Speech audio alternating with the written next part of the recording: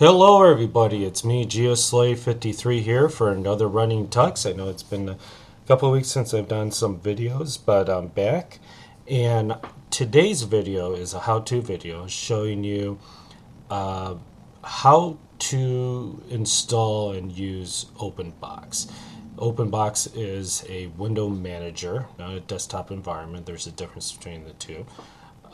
And it's a good alternative than having a desktop manager. It's very light, highly customizable, and they do give you tools to help you configure Openbox to make it fit the way you want to. A lot of the other desktop environments does use Openbox. LXDE uses it. XFCE uses it. Even LXQT, the newer version, is replacing LXDE. They're all in use with Openbox because they need a good right-click functionality for their menu. So when I go here and right-click, this is using a Openbox function than it is using the XFWM that is normally installed. So it's perfect for those who have older computers because it uses very, very, very low resources. So I set one up already through VirtualBox, and I used Arch, and I used the Arch Linux Ultimate Installer script. It's one of my favorites to use because it's still doing it from scratch. It's just using a batch script to do all the line-by-line items instead of using some of those other distros, Arch distros that are doing it. And I set it up pretty much the way I would want to have it to look. And now that it's just started up, and there you go. This is Openbox. And normally the background you wouldn't have a taskbar right here in the bottom. The background itself is like a by default like a grayish brown look, plain Jane. I mean, it's like is it working? You don't know if it's there or not. And if you right click, it doesn't look like this how you see it. It looks a lot different. It looks plain Jane. And it's a static menu instead of a dynamic menu. And that's something that I want to go over real quick. This is what you're seeing right now is a dynamic window or pipe type window, meaning that anytime that I install or remove a application, it will go out, fetch it, see it, install it in the category, and place it in the menu for you. And then you're all set to go, and then when you uninstall it, removes it. It's a really unique function, and and it's not that hard to use, and I'll show you more of that in just a moment. I have it set up where one, I have a panel on the bottom. This is the Tint 2 panel. Tint 2 is probably the most popular panels that most people use in Openbox or Fluxbox or Awesome or i3, some of the other window managers out there. That's the one that most people use. I do. I think it's a really good panel. Down here I have the date and time, I have the volume, and I have Octopi. So those are my notifications and time and date. And if you right click here, I have the Numix theme and also the icons, as you can see here. This type of function, I'm going to go to the web browser. Excuse me with the coffee a little bit. Apologize. I'm going to show you real quick. They have a section in here. Here it is. If you go to ArchWiki's website for Openbox, they talk about generators. Like I said, generators are dynamic, but also like static. It could be either or. It kind of uses a combination of the two. But it is probably the best way to use a menu in Openbox. OB menu dash generator. That's what I used. I installed that through the AUR. I went into the menu XML file, which is part of the 4 different configuration files out there. And in there, I removed just about the whole part in there, and I replaced it with this right here. Okay, and this specifically is what it's going to help recognize and start executing the OP menu dash generator. This does help. If you put the dash I, it'll iconify, meaning it gives you icons. You know, this thing right here, this thing right here, this thing right here. Make sure that works. Let me see here. OP menu generator. There it is. Through the GitHub. Once you do that, you want to in Openbox, you have to refresh it to make sure it's reconfigured correctly. So you would go into your terminal, type Openbox space dash dash reconfigure, and then it makes sure it reads all the files correctly, and then you're all set. But then you have to do one last thing. Go into your text editor, your terminal again, and type OB menu dash generator space. All right, and right here where it says dash P regenerates a pipe menu, you want that right there. Okay, and also dash I to include icons in menu. That's it. Like right down here. Here's the example. Exactly what it shows right here. That's what you're going to use. And then after that, you're going to do again Openbox space dash dash reconfigure. And then when you're done, it should see all these right here. All right? See that? And then it sees and recognizes the correct files. The only ones that might not be running correctly is these right here. These are your default areas, and programs like what's your default file manager or terminal, web browser, or instant messaging. You do have to configure that manually. And going down to the advanced settings, and then if you go over to OB menu dash generator, and where it says menu schema, I think that's how to pronounce it. God, I'm bad. Over here, under the schema.pl, and if you go down here, right here where it says schema, it'll say right here, file manager, icon file manager, and then it says command, Thunder. I replaced it with Thunder, with terminal, LX terminal, with web browser, Firefox, and with instant messaging, well, it's Pigeon by default, and I do have Pigeon anyways. Now, you could change any of the other functions in here as well under applications and stuff, but these areas right here, I wouldn't even bother to mess around. Only this area right here I would really mess around with. Openbox has basically 3 main files to configure. Here it is. There's the rc.xml.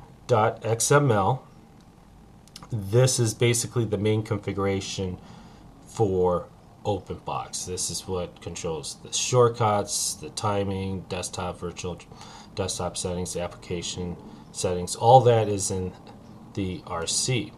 Then there's the menu.xml. This is what configures your menu using the dynamic or static I just went over. Then there's the auto start, which I'm going to show you in just a moment, which basically says what programs you want to start at when you start up your Openbox.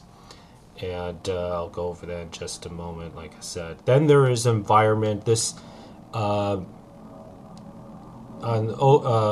start and environment has no extensions, but it defines the pathways, changes the languages, and sets up the variables.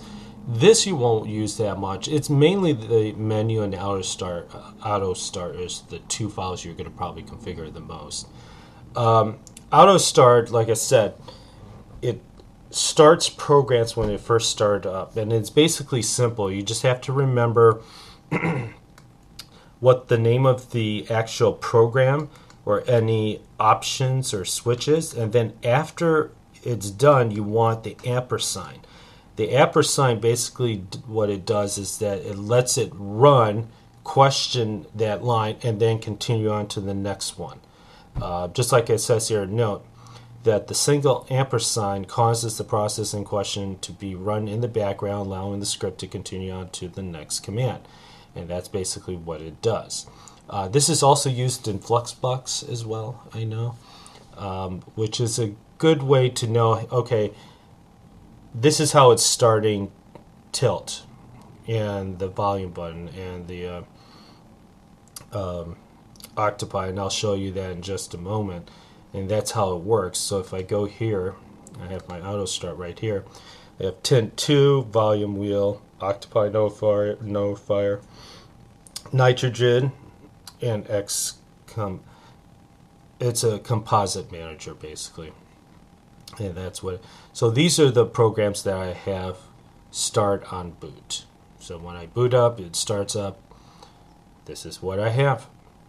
And they do a really great job in the wiki, going over everything, multimedia keys, volume control, the menus, the menu icons, desktop, theming. I have here, like I said, the Numix theming, and I use in the, if you go to the Openbox configuration file right here, let me put it back to Numix. There we go. So there's, this has the regular Openbox, and I also have the additional Openbox theming, and then Numix I installed as well. So you could do that from here. You also have in here the Openbox configuring manager for appearances, how it looks, your Windows setup, move and resize, your mouse functions, your desktop, different desktops, how many you want, your margins, top, bottom, left, right, and also your dock. So yeah, that's the latest version. I know it says 2008, but it is the latest version. They haven't done any updates in a while.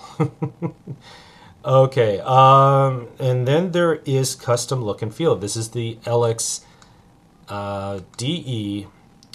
configuration setup. This I highly recommend, the LX appearance.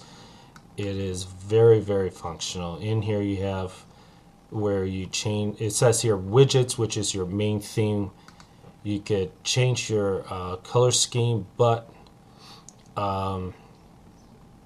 it's not enabled right now, but that's okay. Icon theme is for your icons. That gives you a preview and lets you know which, what you have available, what the look and feel. Your mouse cursor, I have Breeze here, and then I have Numix Circle, and then Numix itself.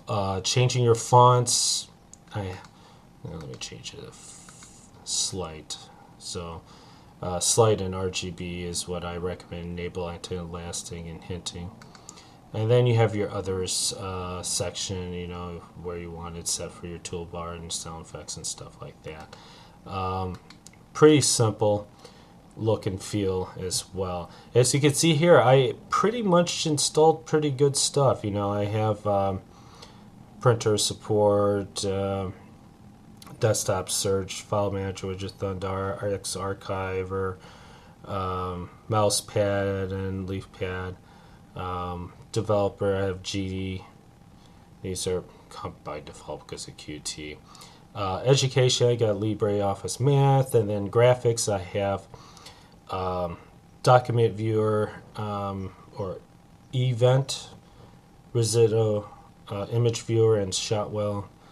Multimedia, the Gaia Qt music player. I tried the no music one, it wouldn't work, so I tried this one, which is a good lightweight one. GUVC, Pro video player, simple screen recorder, volume wheel, and Xburn. Networking, Firefox, Geary, XChat, Pigeon, and all that. Office, ePDF viewer, but I also have the event, and then I have the basic Office, LibreOffice suite right here. Settings, not much. Printing settings, network connections, which is network manager, custom field, and some other stuff. Some LXDE functions in here, as well as the normal Openbox stuff. Under systems, I installed also HTOP, LX terminal, Octopi. I have Composite installed by default. That's, you know, so when it starts up, I have compositing. URXVT, another terminal other than the normal Xterm. You know, if I click that, there it is. And if I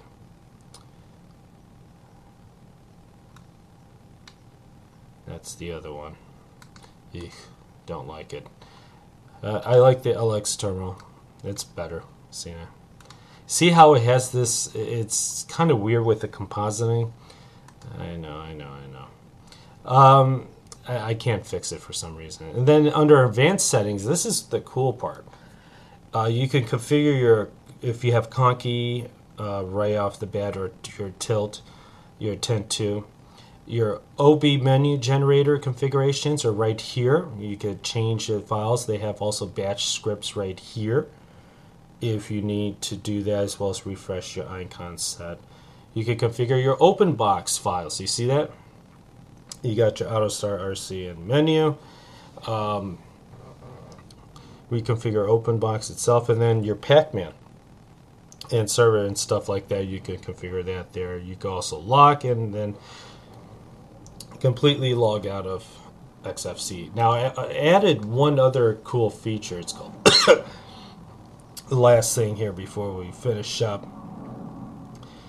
I installed OBLogout. It's a cool feature, and I have it set up for keyring or combined keys to do that. Is the super key in X.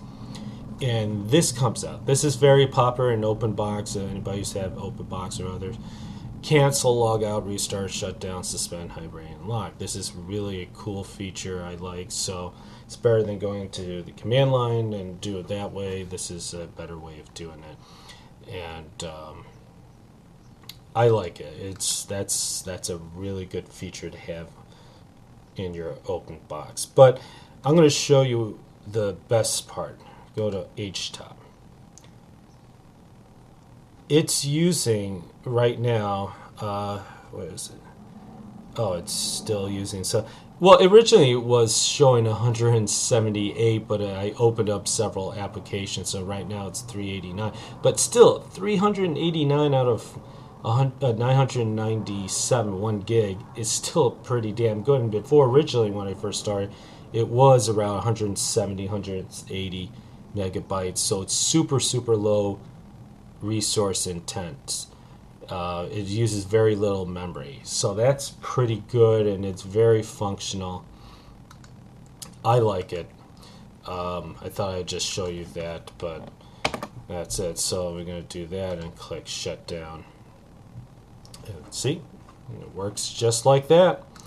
As you can see, it is a very easy workable Windows manager. It just has a few files that you could configure. Is this for a beginner? No, I wouldn't say so. I say wait until you get to know a lot more of the Linux command line functions and feel comfortable configuring files and stuff. It's not as difficult as Awesome or Xnomad or i3. Those are a lot harder. Openbox is a little bit better. If you want to know more about Openbox, ArchWiki, openbox.org. There's also some distros like Manjaro Linux. They have an Openbox edition still out there that they're still working on. It's under the community edition. You could get one already pre-made. That's like the best Openbox distro out there. But this one's from scratch. So I thought I'd just show it to you. So let me know what you think about Openbox and how it looks and feels, and if you would use it. Please leave comments down below. Give me a thumbs up. Please subscribe, and I'll hope to see you guys next time. Take care. Bye.